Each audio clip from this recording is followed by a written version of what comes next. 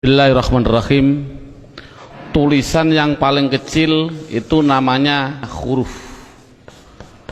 Jadi huruf contohnya yaitu A, B, C, D dan seterusnya. Itu dalam bahasa Indonesia namanya huruf. Dalam bahasa Arab itu namanya huruf. Jadi contohnya huruf yaitu alif, ba, ta dan seterusnya. Itulah namanya huruf. Kemudian di atas huruf yang kedua itu ada yang namanya dalam bahasa Indonesia namanya kata. Jadi kata itu apa? Kata susunan dari beberapa huruf yang mempunyai arti. Contoh, ada huruf S, A, Y, A, saya jadikan satu, itulah namanya kata. Ada M, ada A, ada K, ada A, ada N, saya jadikan satu, namanya kata. Ada R, ada O, ada T, ada I, namanya roti, itu namanya kata. Dalam bahasa Arab itu namanya kalimah. Jadi kalimah yaitu contohnya ana, kumpulnya hamzah, nun, alif, itu namanya kalimah. Akulu, itu namanya kalimah. Al-khubza, itu namanya kalimah. Jadi persatu-satuannya itu namanya kalimah.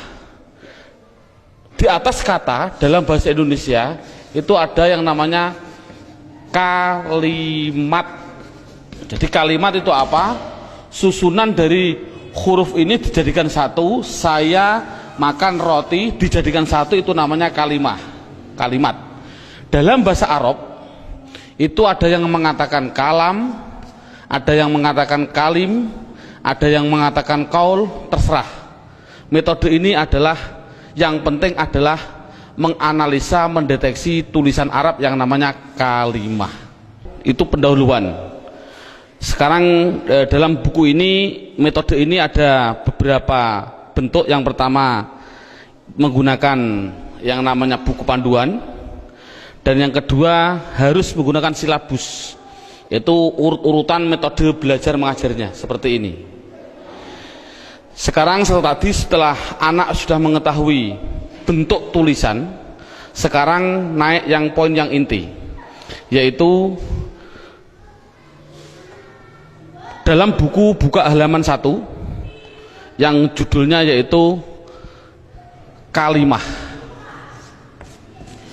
Makanya tadi saya bilang yang terpenting anak bisa mendeteksi kalimah. Jadi kalimah itu ada 3.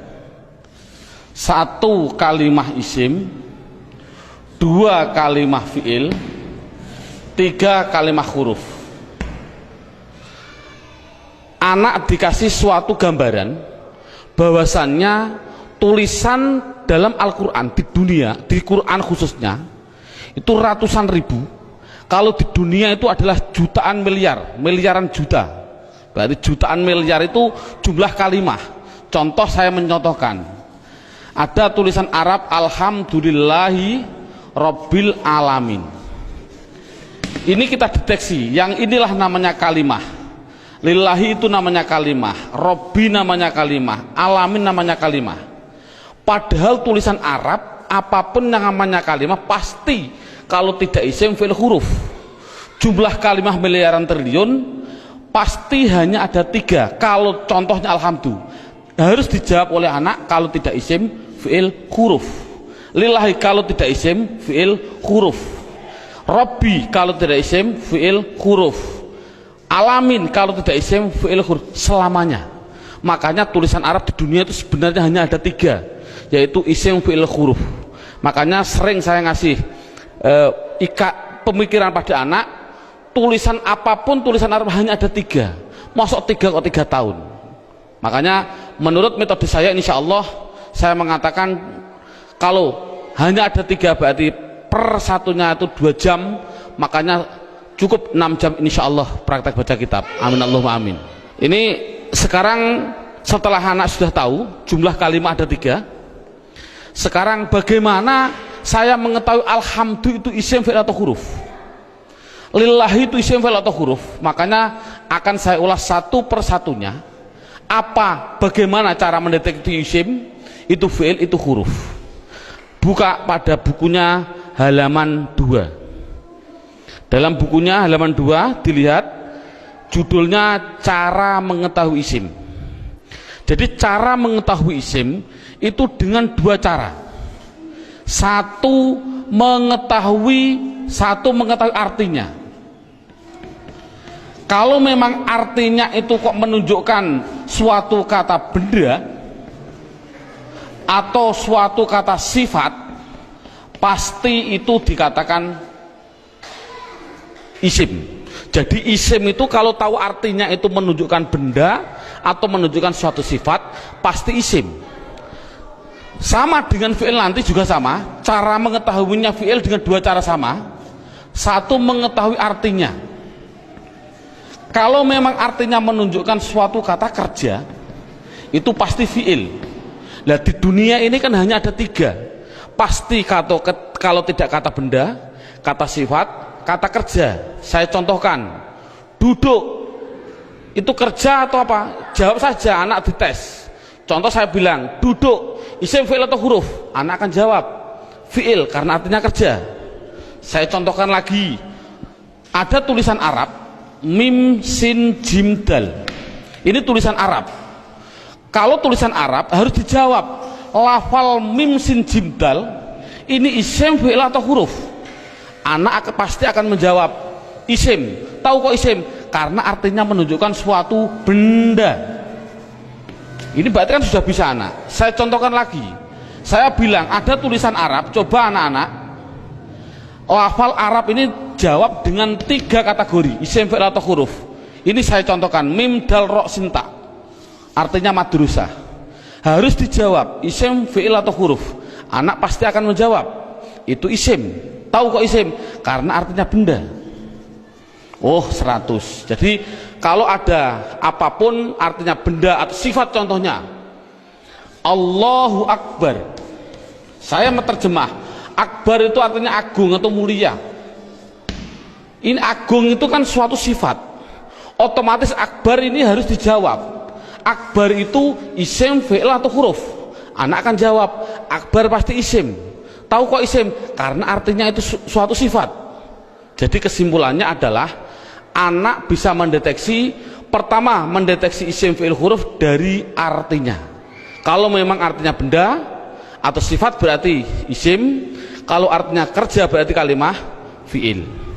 Pertanyaan selanjutnya, Pak, tulisan Arab katanya miliaran triliun, di Al-Quran ada 700-an ribu. Bagaimana saya mengetahui itu isim, itu fi'il, itu huruf, padahal saya tidak tahu artinya? Oh, kalau tidak tahu artinya, lihat buku panduannya, yaitu lihat halaman 3. Dalam buku halaman 3 judulnya adalah mengetahui tanda-tanda kalimah isim. 1, kalau tidak tahu artinya, 1 harus mengetahui tanda-tandanya. Tanda-tandanya isim. Yang dimaksud tanda-tandanya adalah tanda-tandanya isim. Apa tanda-tandanya isim? Buku halaman 3, 1 yaitu dimasuki tanwin. Tanwin itu berarti baik tanwin dhammah, tanwin fathah, tanwin kasroh. Saya contohkan, hasibun, isim, fi'il atau huruf? Isim. Tahu kok isim? Karena ada tanwin. Untuk anak kecil mungkin kelas 5 diniyah, tanwin itu pasti di belakang. Tulis saja, disuruh di belakang. Bukunya tambah situ silahkan. Yang penting tanwin pasti di belakang. Baik tanwin dhammah, tanwin kasroh, tanwin fathah. Saya contohkan, hasibun. Ini tulisan Arab, harus dijawab isim, fi'il atau huruf? Artinya apa? Saya nggak tahu. Kalau tidak tahu ini harus dijawab isim. Mengapa ke isim? Karena ada tanwinnya. Saya menulis lagi, sohi bin, isim, fi'il atau huruf? Isim. Tahu kok isim? Karena ada tanwinnya. Berarti anak sudah bisa mendeteksi, yaitu tanda-tanda yang pertama kalimah isim, yaitu dimasuki tanwin. Sekarang yang nomor 2, Tanda-tanda isim yang nomor 2 itu kalau ada tulisan Arab depannya dikasih al, makanya dalam bukunya hanya dimasuki al, garis miring di depan. Jadi kalau ada tulisan Arab depannya ada alif dan lam, pasti itu isim. Contoh, alhamdu, harus dijawab isim fi'il atau huruf, jawabnya adalah isim. Tahu kok isim? Karena dimasuki al. Ar-Rahim, isim fi'il atau huruf, isim. Tahu kok isim? Karena ada al. Dan seterusnya. Sekarang yang ketiga, tanda-tanda isim yang ketiga yaitu dimasuki yang namanya huruf jar. Huruf jar itu apa sih? Huruf jar itu adalah tertentu, lafalnya tertentu, yaitu ada tulisan itu berupa apa? Min, ila, an, ala, dan seterusnya. Di dalam buku sudah ada. Min artinya dari, ila artinya ke, an artinya dari, ala artinya di atas, dan seterusnya. Jadi kalau ada tulisan Arab dimasuki min, yang mana huruf jar itu pasti tempatnya di depan suatu kalimah, mesti itu adalah kalimah isim. Contoh, saya mencontohkan ada tulisan Arab, zahaba zaidun ila suq, zahaba zaidun ila suq. Anak saya tes satu persatu dulu. Zaidun, isim fi'il atau huruf? Isim. Tahu kok isim? Karena ada tanwinnya. Suq, isim fi'il atau huruf? Isim. Tahu kok isim? Karena dimasuki huruf jar yang namanya ila. Artinya apa saya suq? Tidak tahu, tidak penting. Ini kan tidak penting. Yang penting itu bisa mendeteksi itu pasti kalimah isim. Contohnya lagi, ada contoh yang namanya ada roja'a. Saya contohkan, roja'a kembali. Siapa yang kembali? Bakrun, siapa bakar? Kembali min dukan, min dukan. Bakrun isim fi'il atau huruf? Jawabnya isim. Tahu kok isim? Karena ada tanwin. Min dukan, dukan itu isim fi'il atau huruf? Isim. Tahu kok isim? Karena dimasuki huruf jar min. Artinya apa? Tidak penting. Jadi makanya itu adalah tanda-tanda kalimah isim. Yang ketiga, yang keempat, tanda-tanda isim yang keempat di situ saya tulis. Saya hapus dulu. Tanda-tanda isim yang keempat yaitu dimasuki namanya huruf qasam. Qasam itu artinya sumpah. Qasam artinya sumpah. Di sini huruf qasam hanya ada 3, wawu, ba, ta. Untuk anak pemula jangan dicontohkan selain lafal Allah, jangan. Untuk pemula jangan. Contoh, wal asri. Asri ini adalah isim. Tahu kok isim? Karena ada wawu qasam. Tidak perlu sebenarnya. Yang penting itu adalah wawu qasam nanti. Contohkan saja wallahi. Berarti Allah itu isim karena apa? Dimasuki wawu ini. Itu aja masih bingung untuk anak didik. Jadi kesimpulannya qasam tidak begitu penting. Yang penting yang terakhir ini. Tanda-tanda isim yang terakhir yang kelima yaitu dimasuki yang namanya mamimu. Contohkan, ini contoh mamimu di sini dalam buku panduan. Di situ lihat halaman 65. Halaman 65 dalam bukunya dibuka. Contohnya halaman 65 yaitu fa'ala yaf'ulu fa'lan wa maf'alan fahuwa fa'ilun wa dzaka maf'ulun. Saya ambil yang penting-penting saja. Uf'ul la taf'ul, maf'alun 2 kali ini, maf'alun mif'alun. Cara menerangkan pada anak bahwasannya fa'ala yaf'ulu fa'lan ini adalah dalam bahasa pramuka namanya kata sandi.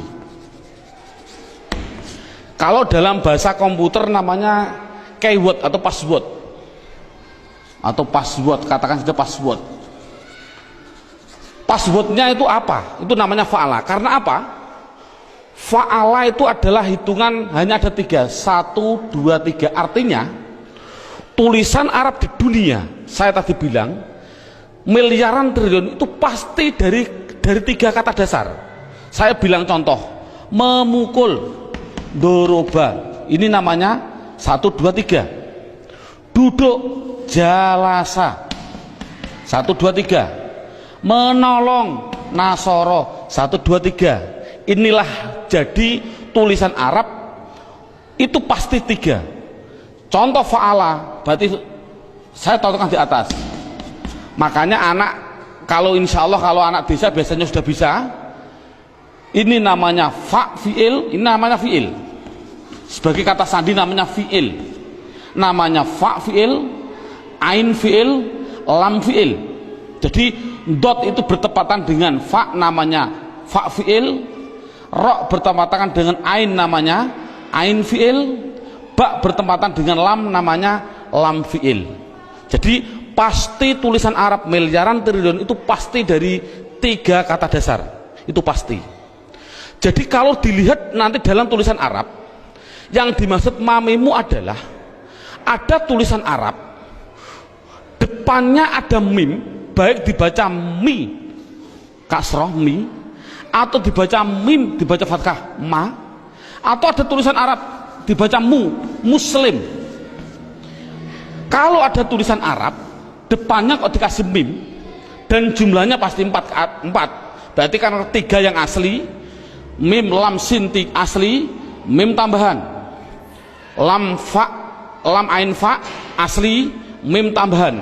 Jadi kalau ada tulisan Arab depannya ada mim, baik dibaca ma atau mi atau mu, pasti itu kalimat isim. Contoh, muslim, isim fi'il atau huruf? Jawabnya adalah isim. Tahu kok isim? Karena dimasuki mu. Saya menulis masjid, isim fi'il atau huruf? Isim. Tahu kok isim? Karena dimasuki ma. Dan seterusnya. Saya bilang madrasah, isim fi'il atau huruf? Isim. Tahu kok isim? Karena dimasuki ma. Jadi tulisan Arab kalau ada mim dibaca baik fathah, kasroh, dumah, itu pasti kalimah isim. Sekarang saya tambah sedikit suatu pengenalan. Kalau ada tulisan Arab,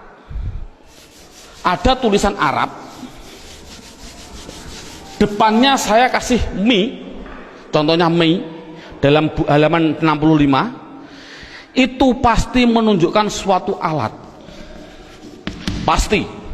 Contoh saya contohkan, rowaha sama dengan fa'ala. Rowaha artinya angin. Coba kalau kasih mi bunyinya apa? Samakan dengan ini, berarti mati hidup, hidup. Rowaha kasih mi bunyinya mirwahun. Jadi mirwahun artinya adalah, karena ada mi artinya adalah alat angin. Apa alat angin? Kipas angin. Jadi kipas angin itu bahasa Arabnya adalah mirwah. Saya menuliskan lagi, kalau ada tulisan Arab di belakangnya ada tak seperti ini, tak, pasti itu hanya tambahan, tidak akan asli, pasti tambahan. Contoh, satoro, satoro saya nulis artinya pinggir. Coba kalau kasih mi bunyinya apa? Mistorun. Tapi tak ada masalah lah. Mistorotun. Apa mistorotun? Penggaris salah. Yang betul adalah alat pinggir, yaitu penggaris sama. Jadi kan sama tujuannya, semuanya. Kalau ada tulisan Arab depannya dikasih ma, ada arti 2, yaitu mengartikan 2. Namanya menunjukkan suatu tempat atau suatu waktu, menunjukkan waktu. Tinggal pilih kondisional. Untuk guru tolong hanya sebutkan saja pasti maf'a, karena nanti dalam pendalaman ada yang namanya maf'i ada, tapi tidak perlu dicontohkan pada murid. Yang penting adalah maf'a. Kalau ada lafal maf'a, pasti tinggal pilih menunjukkan tempat atau waktu. Contoh, Darosa belajar. Coba kalau kasih ma bunyinya apa? Madrosun. Kasih tak aja lah, tidak masalah lah. Apa namanya? Madrosatun. Darosa belajar. Kalau madrosatun artinya apa? Sekolahan, jangan sekolahan. Artinya itu tempat belajar, yaitu sekolahan, sama. Semuanya seperti itu semua. Kataba menulis. Coba kalau kasih ma bunyinya apa? Maktabun. Apa maktabun? Maktabun artinya tempat menulis. Apa? Meja tulis. Jadi meja tulis bahasa Arabnya maktab dan lain sebagainya. Ada yang mengatakan tempat nulis itu adalah kantor, boleh. Jadi maktabun kantor, boleh, karena memang kantor itu untuk tempat menulis juga, dan seterusnya. Setelah itu yang penting anak bisa mendeteksi kalimat isim. Ini alhamdulillah cukup sampai ini. Minimal anak bisa mendeteksi media harokat pasti isim. Karena apa? Kita semua bisa melihat yang namanya isim di media harokat itu pasti ada tanda-tandanya itu semua, kecuali satu yang namanya mudhof. Ini murid tidak perlu diterangkan, ini khusus spesial guru, karena semua media harokat bisa dideteksi itu isim. Saya bisa mendeteksi kecuali satu, apa yang namanya mudhof. Berarti mudhof, apa mudhof itu nanti tidak perlu kita terangkan pada anak. Ini yang pertama. Sekarang alhamdulillah beberapa menit sudah bisa anak bisa mendeteksi tulisan Arab yang namanya isim. Sekarang kita mendeteksi yang kedua yang namanya kalimah fi'il. Kita mendeteksi yang kedua namanya kalimah fi'il. Tadi saya bilang kalimah ada 3 isim fi'il huruf. Isim mengetahui artinya, kalau benda sifat menunjukkan benda atau sifat berarti isim. Kalau tidak tahu artinya, mengetahui tanda-tandanya. Sama dengan fi'il. Kalau mengetahui artinya, itu artinya menunjukkan suatu kerja, berarti kalimah fi'il. Tadi sudah saya terangkan. Kalau tidak tahu semuanya Pak, oh sama dengan isim, yaitu mengetahui tanda-tandanya. Lihat buku panduannya, yaitu halaman 10. Buku panduan halaman 10.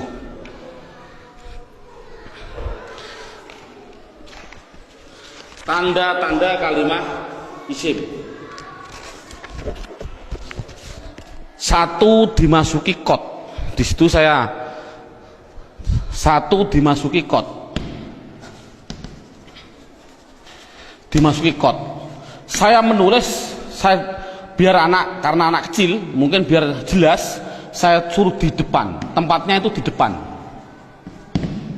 Jadi kalau ada tulisan Arab kok ada depannya ada lafal kot, pasti setelahnya itu fi'il.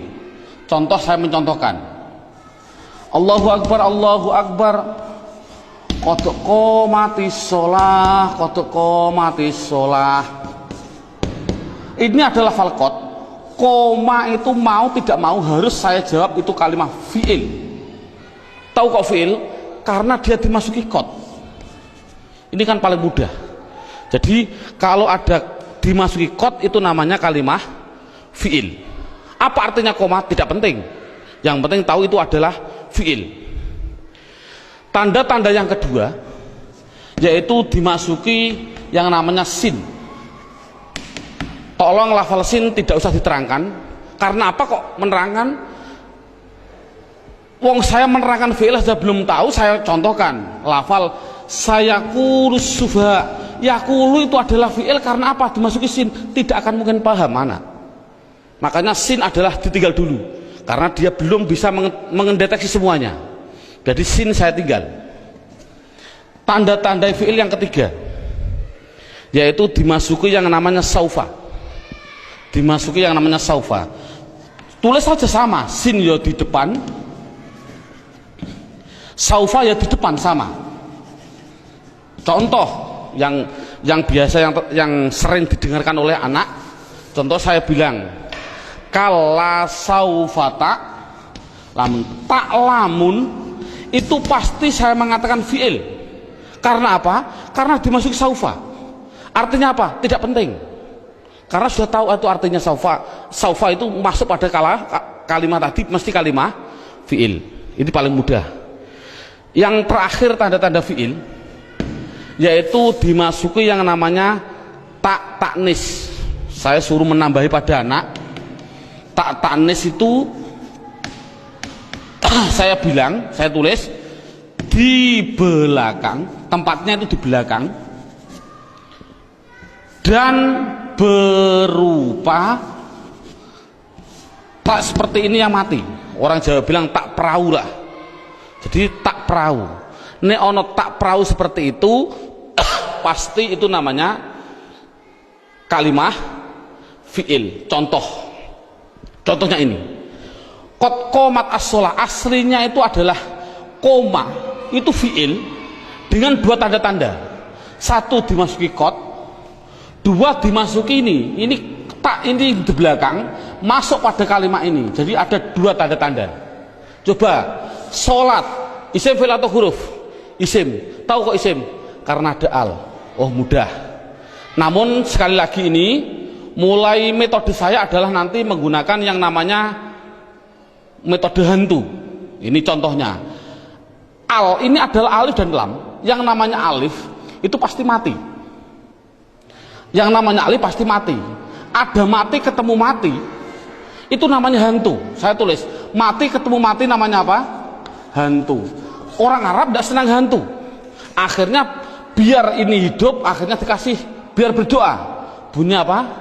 Qad qomatis shalah. Bukan qad qomat shalah lagi, tapi qad qomatis shalah. Saya contohkan lagi. Lafal min ketemu masjid. Bunyinya apa? Min al masjid, tidak boleh karena ini ada alif mati ketemu mati namanya hantu, tidak boleh, harus dihidupkan biar berdoa, bunyinya minal masjidi. Contoh lagi, an ketemu madrasah, bunyinya apa? Anil. Kok bisa anil? Oh karena ada mati ketemu mati namanya hantu. Ini sekali lagi orang Arab itu tidak senang atas hantu. Kesimpulannya adalah berapa menit mulai pertama dan sekarang ini anak sudah bisa mendeteksi media harokat yang namanya isim dan fiil. Alhamdulillah dengan beberapa menit anak sudah bisa mendeteksi namanya media harokat isim atau fiil. Karena apa? Huruf itu hanya huruf jar. Katakan saja huruf jar. Ada huruf li taukid dan sebagainya, itu tidak penting. Berarti kalau huruf jar itu tertentu tadi hanya min ila ada berapa 9. Selain itu tulisan Arab pasti hanya isim dan fiil. Anak sudah bisa mendeteksi kecuali tadi mudhof. Alhamdulillah. Sekarang kita naik poin yang keempat. Poin yang keempat yaitu lihat buku halaman pertama. Dalam halaman pertama terlihat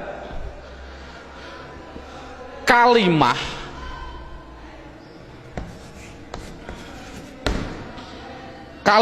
isim, fiil, huruf.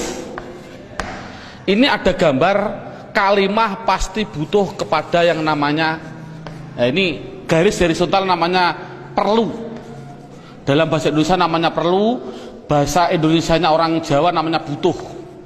Butuh itu kemarin saya dari Sumatera, butuh itu artinya sama seperti di orang Kalimantan zakar. Naudzubillah, mohon maaf sekali bahasa kasar perlu. Berarti kalimah itu pasti memerlukan yang namanya i'rab.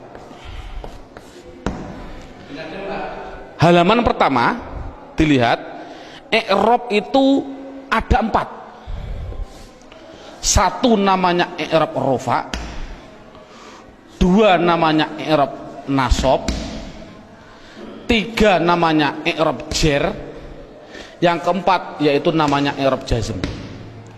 Jadi kalimah itu pasti memerlukan yang namanya i'rab. Padahal i'rab ada 4, rofa, nasab, jar, jazm. Dan perlu diketahui kalimah isim itu butuhnya hanya butuh 3, bukan 4. Fi'il butuhnya yaitu 3, bukan 4. Huruf, sementara huruf tidak butuh. Jadi yang butuh i'rab itu yaitu khusus yang namanya kalimah isim dan kalimah fiil. Apa i'rab itu nanti saya terangkan. Yang penting isim itu butuh 3. Apa namanya? Dan perlu ditulis dulu. Anak harus digarisbawahi. Rofa pasti domah. Dibilang pasti. Karena pengalaman saya pada waktu kecil, Pak Guru menerangkan rofa yaitu domah, wawu, alif, nun. Itu saya juga bingung. Makanya saya melihat dalam jurumiyah ada namanya alamat asli, menunjukkan bahwasanya anak, saya punya insting, oh berarti mengapa musonaf kok mengatakan asli domah, inilah mungkin metode saya harus mengikuti seperti ini. Jadi setiap anak pastikan yang namanya rofa pasti domah, yang namanya nasab pasti fathah, yang namanya jer pasti kasroh, yang namanya jazm pasti sukun. Dipastikan dulu. Jadi kalau sekarang kita lanjutkan, yang butuh i'rab itu adalah isim butuh 3. Apa-apa? Isim butuhnya yaitu rofa, nasab, jer. Ini kebutuhan isim. Jadi isim butuhnya hanya 3: rofa, domah, nasab, fathah, jer, kasroh. Tidak butuh kepada jazm, tidak butuh. Ini penting. Adapun yang fi'il butuh 3. Fi'il butuh 3. Apa-apa? Rofa, nasab, dan jazm. Tidak butuh kepada yang namanya jer. Ini anak harus tidak perlulah kita terlalu ngasih pertanyaan terbulak-balik. Contoh, isim i'rab apa yang khusus masuk pada fi'il, i'rab apa yang tidak boleh masuk pada fi'il, tidak perlulah. Yang penting minimal pertama kali tolong ditekankan isim. Fi'il aja tidak penting, nanti dulu. Yang penting kalau bilang isim pasti punya namanya rofa domah, nasab fathah, jer kasroh. Itu isim dulu, matangkan isim. Fi'il tidak perlu ditanya dulu. Jadi sekarang pertanyaannya, apa sih yang dinamakan rofa domah? Rofa itu adalah i'rab. I'rab itu apa? I'rab adalah perubahan pada akhir kalimat atau kata, akhir kata atau kalimah dalam bahasa Arabnya tadi. Jadi kalau ada tulisan Arab, perubahan belakang itulah namanya i'rab. Contoh saya bilang, ada tulisan Arab min sim jim dal, belakangnya itu, kalau ini kan kata benda, ini kan orang tahu kata benda. Kalau benda berarti kalimah isim. Kalau isim harus dijawab, pasti butuh perubahan belakang. Kalau dia rofa ya pasti dun. Apa rofa itu nanti? Pasti dun. Kalau dia nasab berarti pasti dan. Kalau dia jer berarti din. Makanya saya tadi bilang, yang namanya i'rab, khususnya ini, i'rab itu sama dengan nahwu. Contohnya lafal ini, dun dan din. Inilah belakang, ini namanya nahwu. Adapun depan ada tulisan mim sim jim dal, bacanya apa? Masjid. Mengapa kok dibaca masjid? Mbok dibaca misjid saja. Inilah perubahan depan, itu namanya sorof. Jadi nahwu sama sorof itu harus gandeng. Mengapa terjadi sekarang ini guru nahwu, guru sorof sudah berlainan, itu sudah jauh, akan bertemu juga sulit. Karena satu kalimat membutuhkan 2 hal, yang namanya nahwu dan sorof. Jadi perubahan depan itu namanya sorof, perubahan belakang adalah nahwu. Jadi kesimpulannya lagi, ada kesimpulan ini, tolong nanti anak-anak harus dipahami. Yang namanya isim, yang namanya, saya ini kesimpulan, isim pasti butuh 2 hal belakangnya. Kalau ada al, kalau tidak ada al ya ditanwin. Itu prinsip. Jadi kalau ada tulisan Arab kok dia menunjukkan suatu isim, itu harus kasih tanwin kalau tidak ada alnya. Kalau ada alnya jangan ditanwin. Contoh, masjid ini kan tidak ada alnya, makanya saya balang dun dan din. Coba kalau saya kasih al, al masjid, coba rofaknya bunyinya bagaimana? Al masjid, jangan ditanwin karena ada al. Nasabnya bunyinya bagaimana? Al masjidah. Jernya bunyinya bagaimana? Al masjidi. Ini contoh. Dalam buku panduan saya, anak harus dites dengan contoh 2, yaitu dengan lafal basmalah dan takbir. Saya contohkan. Kita kasih contoh yang biasa dibaca oleh anak.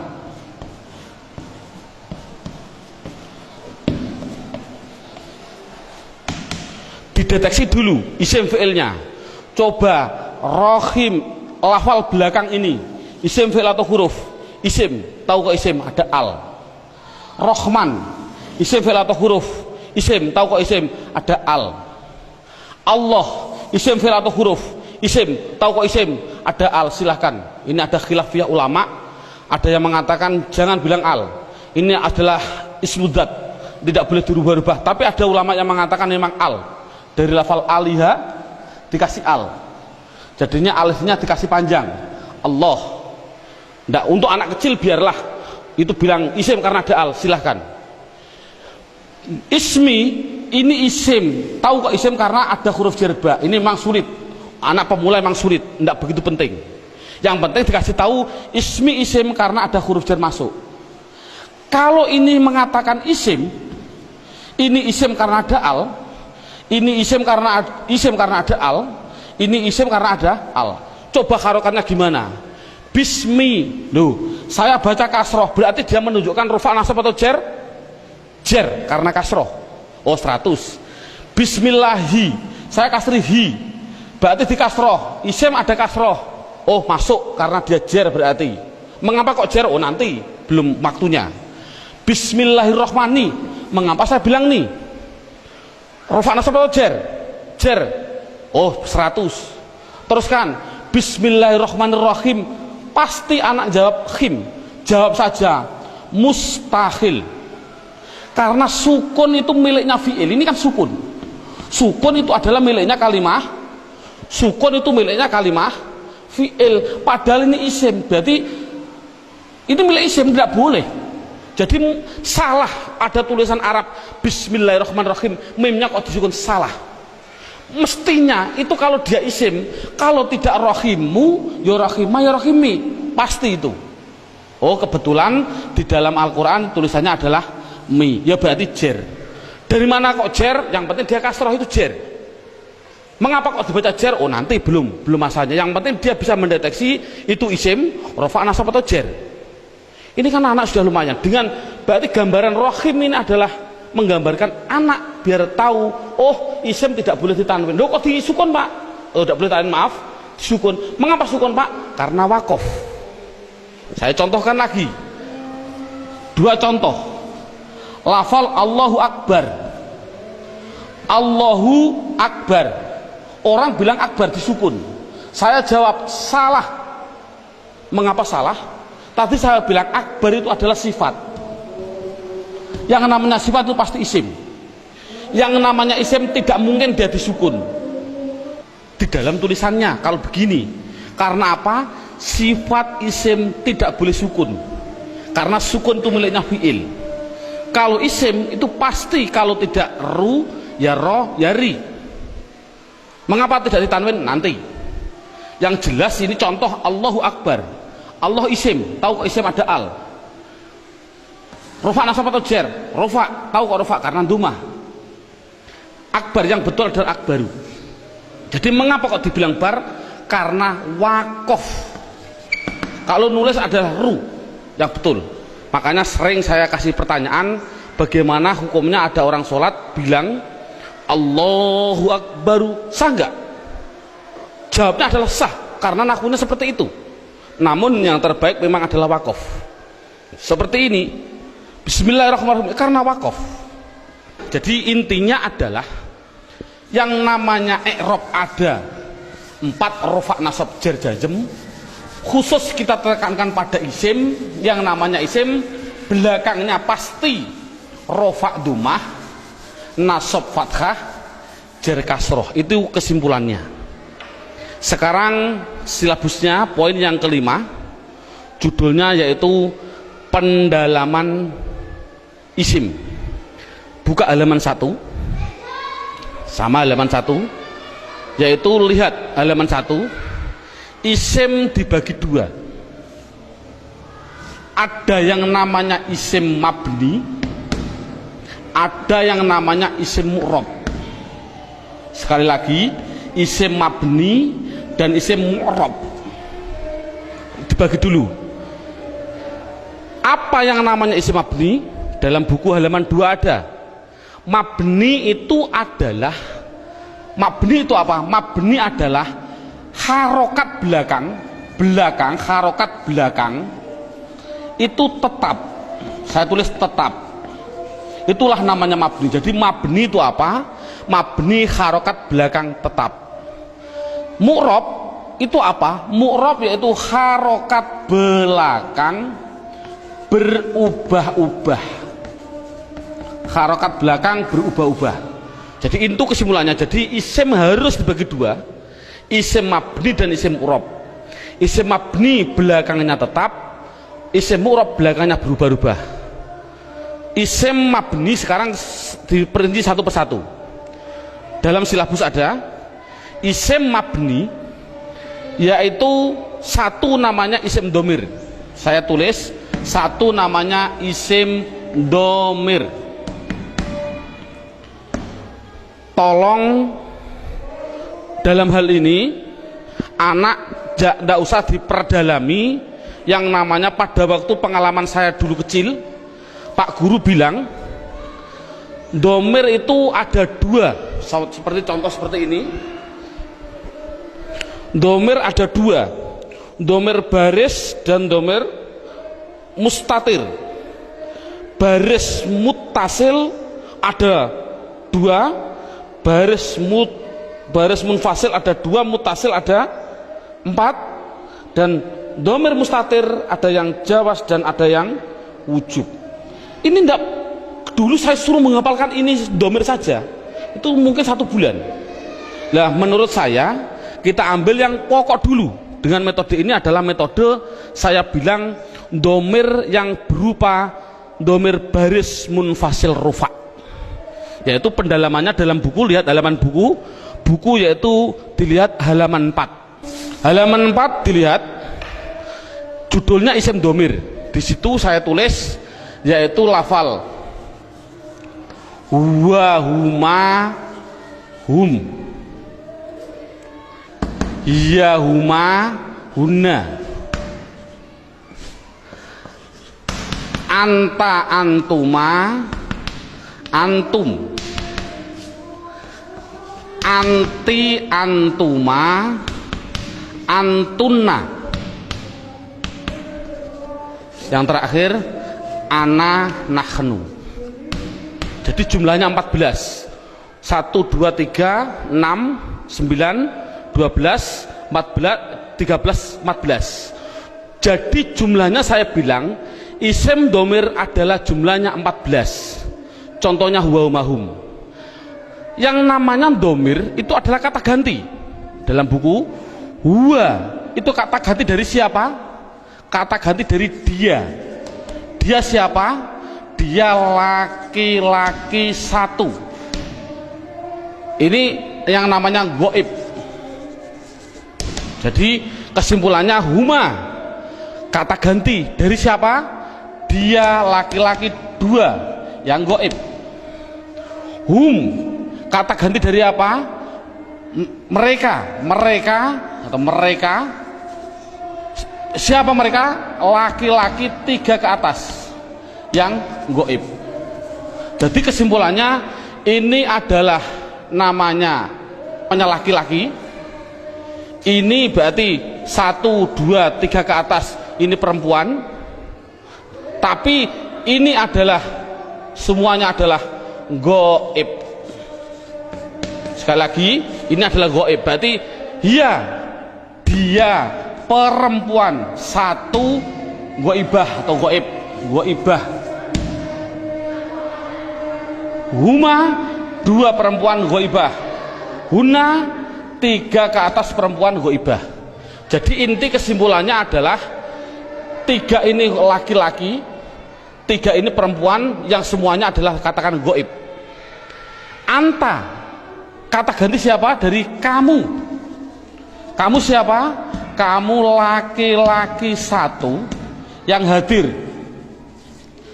Saya simpulkan, intinya ini adalah laki-laki yang anti antuma antuna, saya simpulkan perempuan, namun dua-duanya ini namanya hadir.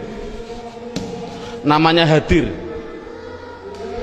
Ana artinya saya, nahnu artinya kita. Penjelasannya, mengapa domir dikatakan mabni? Ini anak dijelaskan dengan dua pendekatan. Contoh lafal huwa. Huwa itu kata ganti siapa? Dari dia. Dia satu, orang laki-laki satu, orang Inggris. Kata gantinya juga dia, tetap inilah akhirnya wa, selamanya akhirnya dibaca wa. Makanya dikatakan mabni adalah belakangnya tetap, yaitu tetap dibaca fathah. Dia orang Amerika, ya sama tetap wa. Orang Indonesia, ya tetap wa. Jangan mentang-mentang orang Indonesianya orang pendek-pendek terus dibilang wi. Kalau orang Arab orangnya tinggi-tinggi wu, ndak boleh. Kesimpulannya adalah selamanya pasti akhirnya tetap berupa yang namanya wa. Itu pendekatan secara logika. Pendekatan secara nahwiyah walaupun salah, karena walaupun salah, contoh huwa dia dibaca rofa ya tetap huwa. Dia karena isim kan dibaca nasab ya tetap huwa. Dibaca jar ya tetap huwa. Sekali lagi untuk seorang guru, cara menerangkan seperti ini walaupun salah, kan tidak mungkin huwa itu adalah domir rofa, kok bisa nasab. Itu contoh seorang guru, ini penting untuk seorang guru. Ngomong ini permasalahannya, pengalaman saya keliling, pertanyaan saya itu rata-rata di dalam hal gaib dan hadir. Saya bilang, apa sih artinya gaib dan apa sih artinya hadir? Rata-rata orang mikir gaib adalah tidak ada orangnya, hadir adalah ada orangnya, padahal salah. Pengertian gaib adalah tidak diajak bicara walaupun ada di sampingnya. Samping saya ada namanya Zaid. Ada orang tanya, Pak Zaid mau ke Semarang kok, bilang pada saya, padahal di samping saya ada Zaid. Ini namanya hadir atau gaib? Gaib, karena orangnya bicara sama saya, bukan pada Zaid. Jadi kata gantinya pada Zaid adalah wa. Ini menunjukkan artinya gaib, yaitu jangan diartikan tidak ada orangnya, diartikan apa? Tidak diajak bicara. Kalau hadir ya berarti diajak bicara. Itu kesimpulannya adalah mabni harokat belakangnya tetap selamanya. Contoh mereka selamanya mesti hum, disukun selamanya. Jadi saya tulis di situ pertama isim domir mabni jumlahnya adalah 14. Buka seterusnya bukunya halaman 5. Yang kedua, mabni yang kedua yaitu yang namanya di situ saya tulis isim isyarah. Isim isyarah tidak perlu kita terlalu banyak mencontohkan. Isim isyarah itu kita contohkan hanya yang mudah-mudah saja. Contoh isim isyarah ada 3. Ada yang namanya qorib, ada yang namanya wasit, ada yang namanya ba'id. Qorib artinya dekat, wasit artinya sedang, ba'id artinya jauh. Contoh orang bilang isyarat menunjukkan qorib iki, orang Jawa bilang iki, kalau sedang iku, kalau jauh kai, itu orang Jawa bilang. Tapi kalau orang Sunda iya eta, itu ya salah, itu milik orang Indonesia, bukan orang Sunda sebenarnya. Tapi orang Sunda tidak punya jauh, sama dengan kita. Ini ndak, masalahnya adalah contoh korib. Kalau laki-laki hadza, kalau perempuan hadhihi, dengan dua contoh saja ini. Contoh lafal hadza. Siapa ini? Selamanya dibaca dza, akhirnya dza. Walaupun yang ditanyakan seorang kiai, seorang gubernur, seorang presiden, tetap siapa ini? Man hadza, selamanya dibaca dza belakangnya. Jangan berupa dzi atau du. Makanya itulah namanya mabni. Saya tidak usah menerangkan wasif, bait sudah ada. Yang jelas contohnya yaitu dalam buku panduannya sudah saya tunjukkan, yaitu isim isyarah ada 3, hadza hadhihi. Kalau sedang yaitu lafal dzaka dan dalika, dzaka dan dalika, dzaka dan tilka. Saya contohkan dzaka dan tilka. Kalau jauh saya contohkan hanya 2, dalika dan ulaika. Jadi jumlahnya yaitu ada berapa? Dalika, ulaika. Jumlahnya berapa? 1, 2, 3, 4, 5, 6. Saya katakan isim isyarah jumlahnya adalah hanya 6. Walaupun nanti pendalamannya banyak. Seorang guru tolong hanya seperti itu dulu. Terusnya mabni yang ketiga yaitu yang namanya isim mausul. Buka dalam bukunya halaman yang ke isim mausul, kata sambung. Datanglah Zaid, yang mana ja'a Zaidun alladzi. Ini isim mausul itu hanya tertentu, lafalnya tertentu. Sudah dalam bukunya ada, yaitu lafal alladzi, alladzina, alladzi, alladzi, alladani, alladzina. Contoh saya tidak usah nulis. Mohon dilihat contoh ini, isim mausul tertentu. Alladzi, alladani, alladina, allati, allatani, allati. Cukup sebutkan hanya 6 saja, yaitu biar anak hanya tahu isim mausul jumlahnya hanya ada 6. Mabni yang keempat. Mabni yang keempat yaitu yang namanya isim istifham. Istifham. Istifham itu pertanyaan. Di situ saya menulis, tidak usah saya tulis biar waktunya lebih singkat. Yang penting guru bisa menerangkan. Yaitu di situ saya tulis hanya man, mundu, madza, mata, ayana, aina, kaifa, anna, kam, dan ayu. Jumlahnya saya tulis itu hanya 10. Jadi istifham hanya ada 10.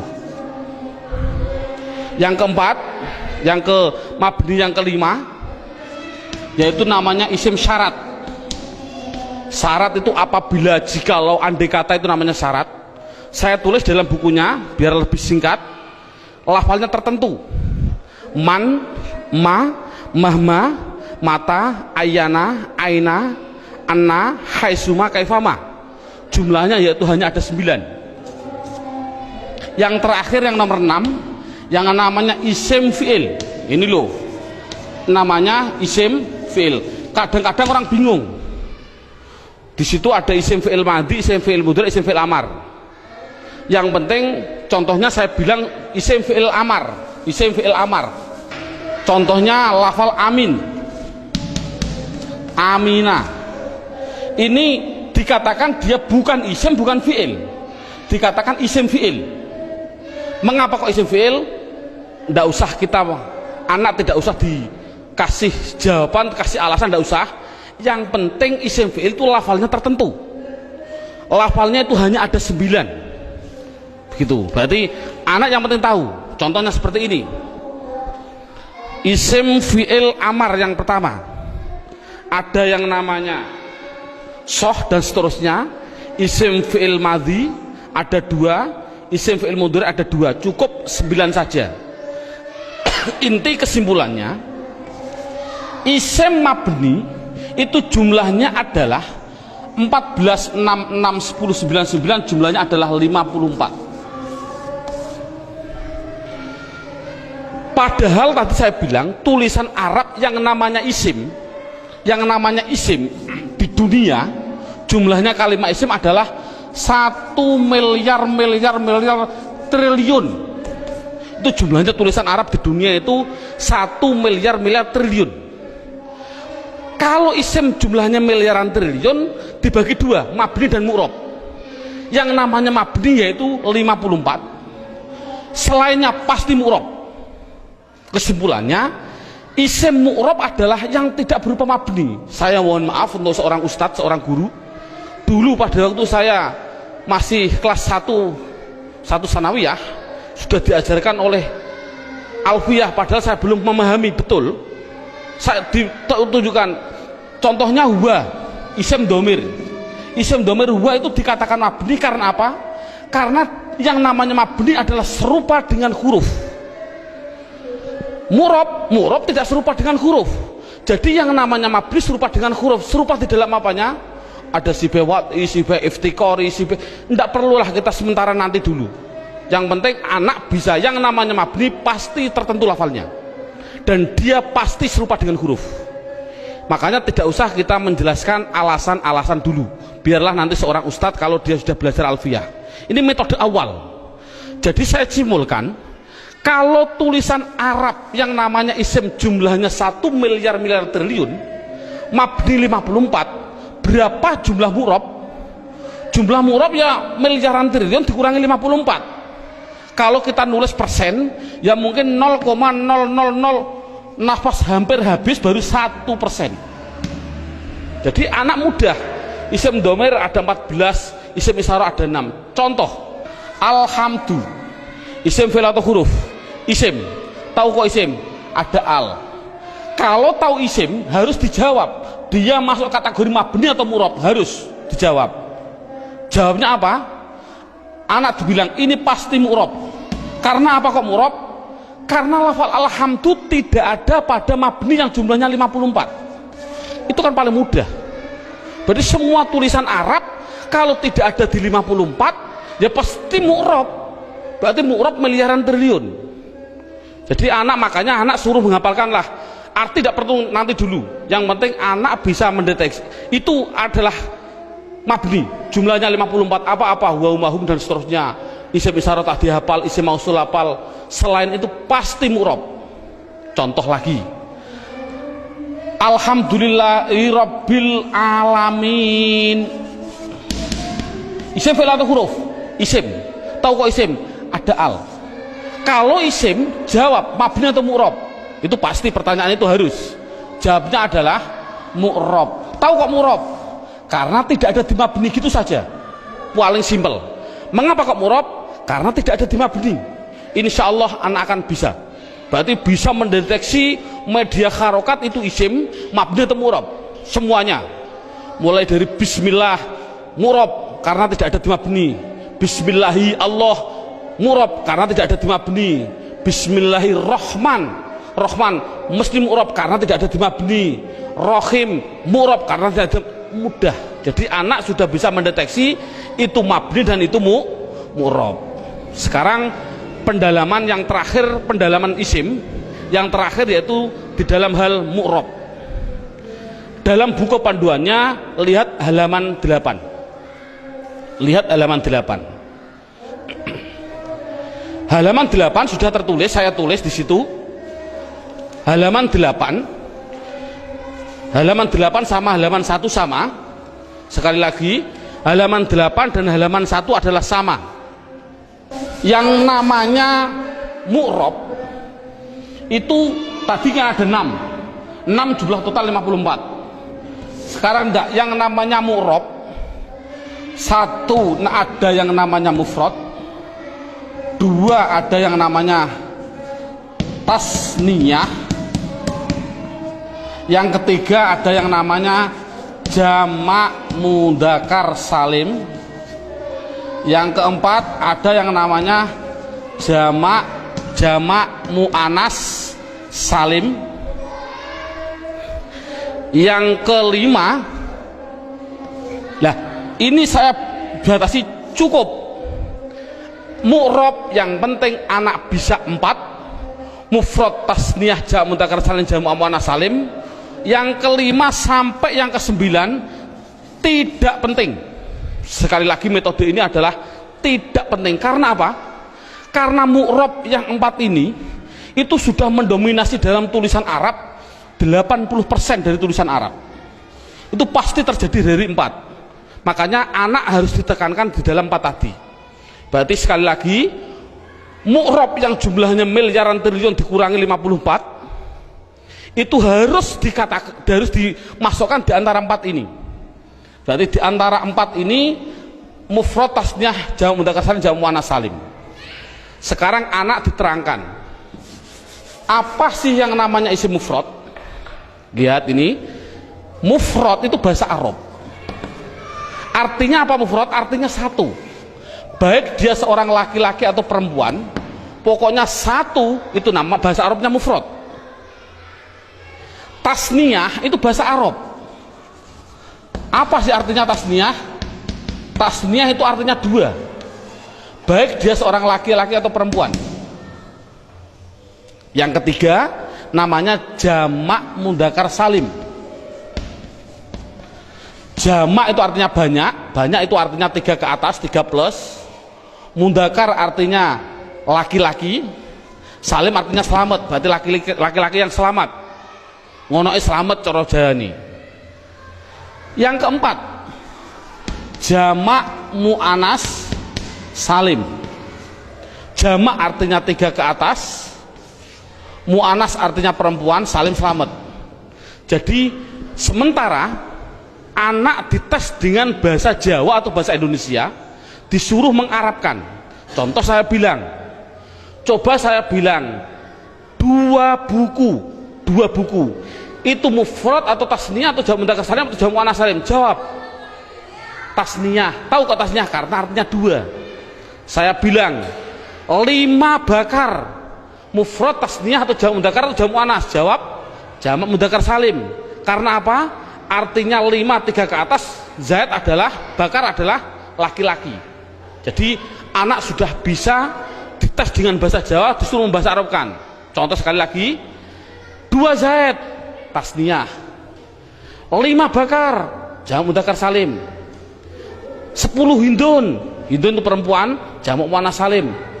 Bakar 1 artinya mufrad, Zainab 1 artinya mufrad bahasa Arabnya.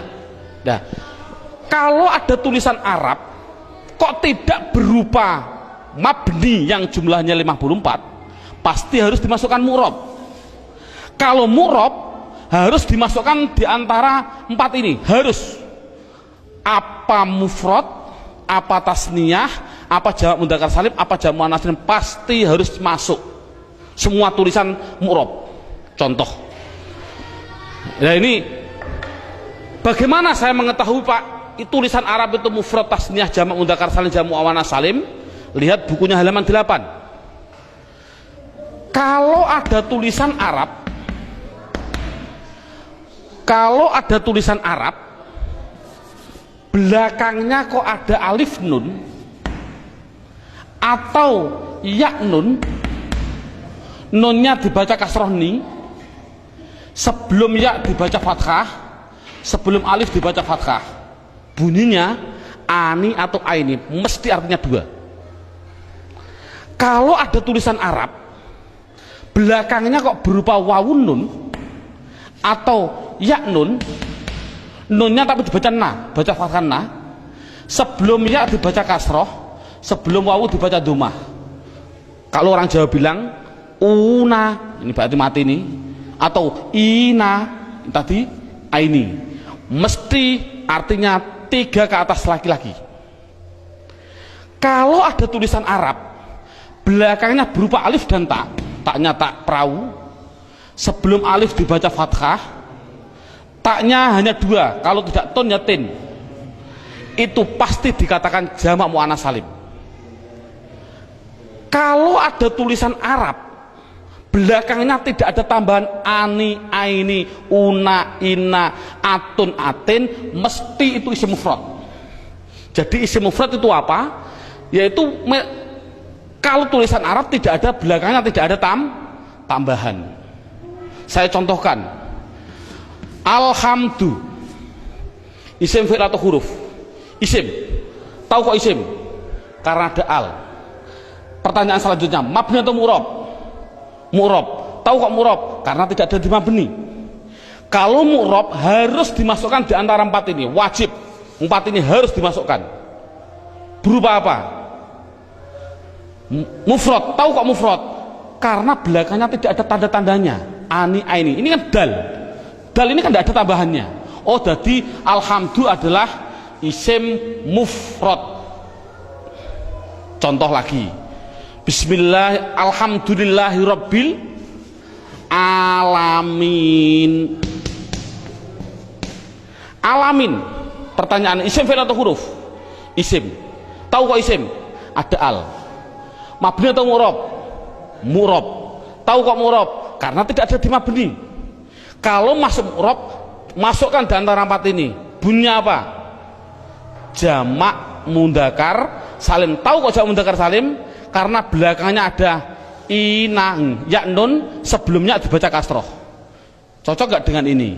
Ina. Jadi tulisan Arab mesti gitu semua. Kalau mu'rob pasti harus masuk kategori di antara empat tadi.